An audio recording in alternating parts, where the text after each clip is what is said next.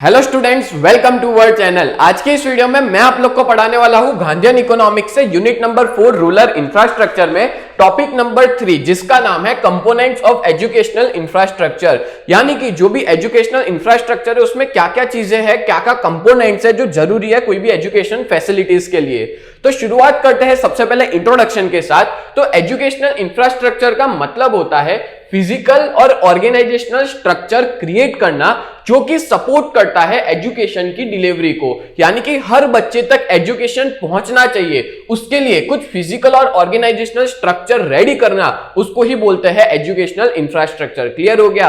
अब आगे बात करें तो एजुकेशनल इंफ्रास्ट्रक्चर में आता क्या क्या है, कौन सी चीज इसमें इंवॉल्व है। जैसे कि हो गया building, classroom, laboratories, libraries, educational technology, curriculum materials and administrative system. तो ये सारे इसके क्या है, इसके एलिमेंट्स माने जाते हैं कि जरूरी है जब भी कोई भी एजुकेशनल इंफ्रास्ट्रक्चर सेटअप किया जाए तब ये सारी चीजें बहुत जरूरी होती है। और well design and well equipped educational facilities होगी ना तो जो एनवायरमेंट है वो बहुत अच्छा होगा और जिससे टीचिंग भी इफेक्टिव होगी और लर्निंग भी इफेक्टिव होगी। यानी कि हम समझा भी अच्छे से पाएंगे और आप समझ भी अच्छे से पाओगे। तो एजुकेशनल इंफ्रास्ट्रक्चर ना बहुत जरूरी है। अब मैं बात करता हूं इसके कंपोनेंट्स कौन से हैं। तो यहां पे मैं टोटल आपको 7 तरह के कंपोनेंट्स एक्सप्लेन करूंगा।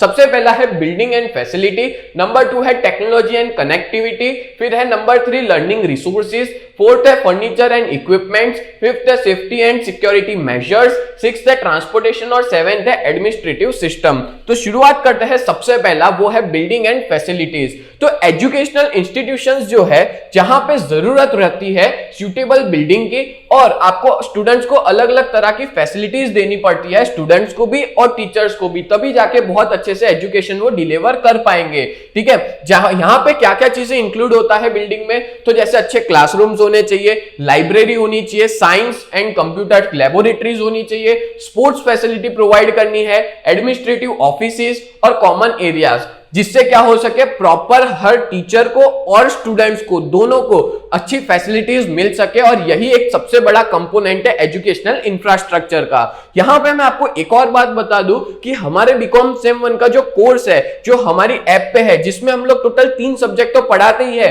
Financial account 1, financial account 2, descriptive statistics. इसके अलावा हम free of cost Gandhian economics और माइक्रो इकोनॉमिक्स भी प्रोवाइड करेंगे। तो अगर आपने अभी तक हमारे कोर्स को परचेज नहीं किया है तो अभी के अभी आप लोग हमारी ऐप डाउनलोड करो और वहां पे जाके कोर्स परचेज करो। और सच बताओ आपका सेम बहुत अच्छे से पास हो जाएगा, बहुत अच्छे मार्क्स आप स्कोर करोगे हमारी बैच में जुड़ के। नेक्स्ट आगे बात करें तो नेक्स्ट है नंबर 2 टेक्नोलॉजी एंड कनेक्टिविटी। अब देखो टेक्नोलॉजी जो है उसका एडवांसमेंट हुआ है तो साथ साथ में एजुकेशनल इंफ्रास्ट्रक्चर में भी टेक्नोलॉजी अब आ चुकी है, क्योंकि आज का जो है वो डिजिटल रिसोर्सेज में क्या क्या आता है आज की डेट में, कंप्यूटर आ गया, इंटरनेट कनेक्टिविटी आ गई, स्मार्ट बोर्ड्स आ गए, मल्टीमीडिया टूल्स आ गए और काफी सारे डिवाइसेस है जिसके थ्रू जो लर्निंग एक्सपीरियंस है हम उसको एनहांस कर सकते हैं, उसको बढ़ा सकते हैं। जैसे आप ही देख लो, अभी आप अपने मोबाइल से जो है वो पढ़ रहे हो, मेरा जो लेक्चर है वो, और मैं भी आपको लेक्चर डिजिटल बोर्ड से ही पढ़ा रहा हूं। तो इससे क्या होता है कि जो एजुकेशन है वो हर बच्चे तक पहुंच पाता है। तो टेक्नोलॉजी और कनेक्टिविटी तो बहुत जरूरी है। और टेक्नोलॉजी जहां जहां होती है उसके साथ साथ आपको पता ही है कि इंटरनेट कनेक्टिविटी भी बहुत इंपॉर्टेंट रोल प्ले करती है आज के डिजिटल एज में प्रॉपर एजुकेशन फैलाने में। क्लियर हो गया। तो टेक्नोलॉजी और कनेक्टिविटी बहुत इंपॉर्टेंट है एजुकेशनल इंफ्रास्ट्रक्चर में। नेक्स्ट बात करें नंबर 3 और वो है लर्निंग रिसोर्सेज। एजुकेशनल इंफ्रास्ट्रक्चर में अलग अलग तरह के रिसोर्सेज इंवॉल्व होते हैं। जैसे आपको टेक्स्ट बुक चाहिए, आपको कोई रेफरेंस मटेरियल चाहिए, तो जैसे आप लोग को अगर कोई भी तरह का रेफरेंस मटेरियल चाहिए कोई भी सब्जेक्ट के रिलेटेड तो आप हमारी ऐप पे जाके कभी भी डाउनलोड कर सकते हो। तो ऐसी सब फैसिलिटी प्रोवाइड होने से जो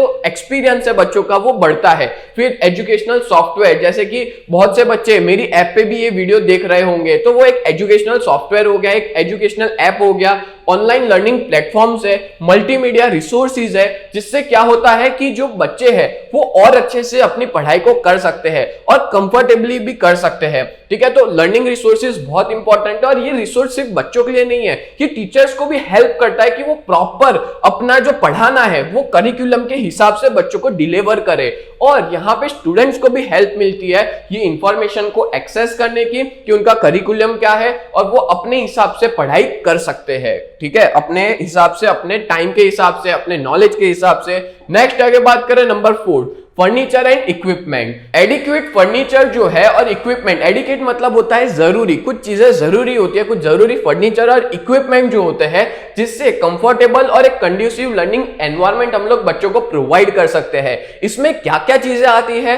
तो इसमें आती है desk, chair, tables, projectors, white boards, laboratory equipments and other specific tools. अलग अलग तरह के टूल्स जो है जो हम बच्चों को प्रोवाइड करें जिससे वो अलग अलग सब्जेक्ट को प्रॉपर्ली पढ़ सके, उनको अलग अलग तरह की फैसिलिटी प्रोवाइड करने के बाद। नेक्स्ट आगे बात करें तो फिफ्थ है safety and security measures. Educational infrastructure ना प्रायोरिटाइज करता है सेफ्टी और सिक्योरिटी स्टूडेंट्स की और साथ साथ में स्टाफ की भी। अब सिक्योरिटी में क्या क्या चीजें आती है सेफ्टी और सिक्योरिटी में? तो इसमें आता है कि आपको फायर सेफ्टी सिस्टम मिलना चाहिए। जैसे आप जो भी स्कूल में हो, कॉलेज में हो, जो भी ट्यूशन में हो, वहां पे आपको फायर सेफ्टी सिस्टम होना चाहिए। जैसे आप देख सकते हो कि भाई पानी की पाइप जो है वो होती है, या आपके पास हम कैसे फायर एक्सटिंग्विशर जो है वो होने चाहिए, फिर इमरजेंसी एग्जिस्ट होने चाहिए, फिर सिक्योरिटी पर्सोनिल होने चाहिए। ठीक है, अगर मान लो बहुत सी बार क्या होता है कि कोई खतरनाक एरिया है तो वहां पे सिक्योरिटी भी बहुत जरूरी है बच्चों की सिक्योरिटी के लिए। और इस तरह से तभी जाके क्या होगा कि एक सेफ लर्निंग एनवायरनमेंट क्रिएट हो पाएगा बच्चों के लिए।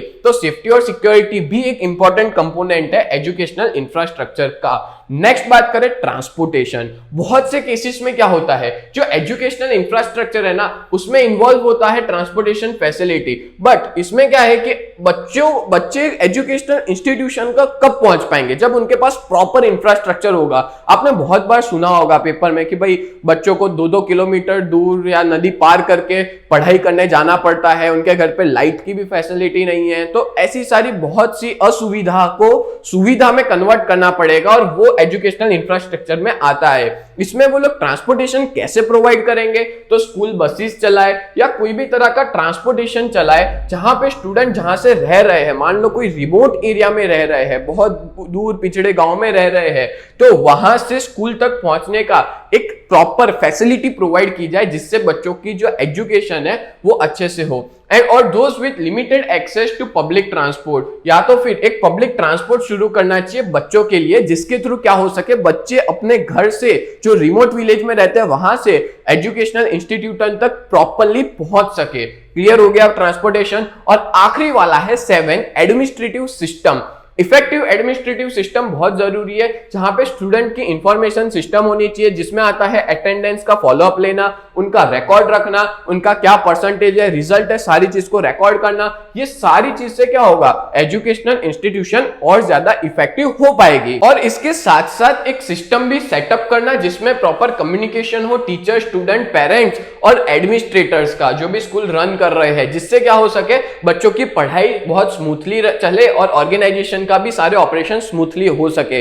तो इस तरह से टोटल हमने 7 तरह के कंपोनेंट्स देखे एजुकेशनल इंफ्रास्ट्रक्चर के। तो उम्मीद करता हूं ये पूरा वीडियो आपको बहुत अच्छे से क्लियर हो चुका होगा। ऐसे ही वीडियोस देखने के लिए आप लोग हमारे चैनल को सब्सक्राइब करें। तो मिलते हैं नेक्स्ट वीडियो में, तब तक के लिए bye and thank you so much.